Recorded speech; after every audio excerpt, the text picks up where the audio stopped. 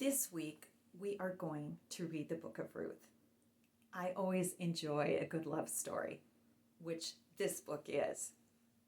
It shows how three people remained strong in character and true to God, even when the society around them was collapsing.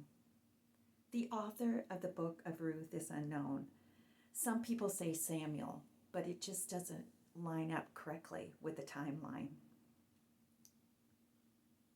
This story happens after the period of the Judges, which was a very dark time in Israel's history, when people lived to please themselves and not God.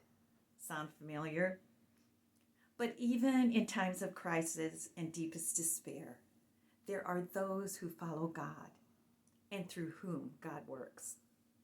You see the work of God in the lives of Naomi, Ruth, and Boaz. Action takes place in the country of Moab, whose territory is today located in the modern state of Jordan. It lies along much of the eastern shore of the Dead Sea. The 4 chapters in this book are acts in a drama. Act number 1 being tears. Act number 2, toil. Act number 3, trust.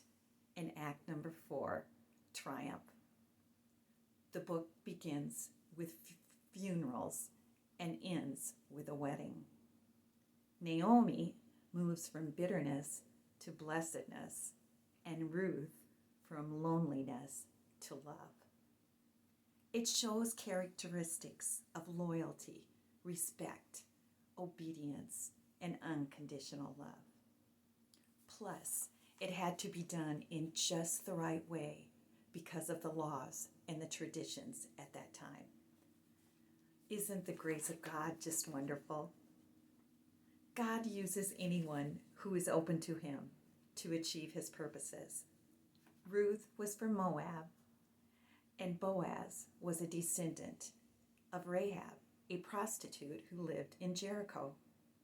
Nevertheless, their offspring continued the family line through which the Messiah entered the world.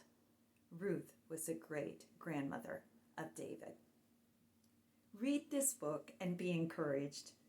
God is at work in the world, and he wants to see you. God could use you, as he used Naomi, to bring family and friends to him.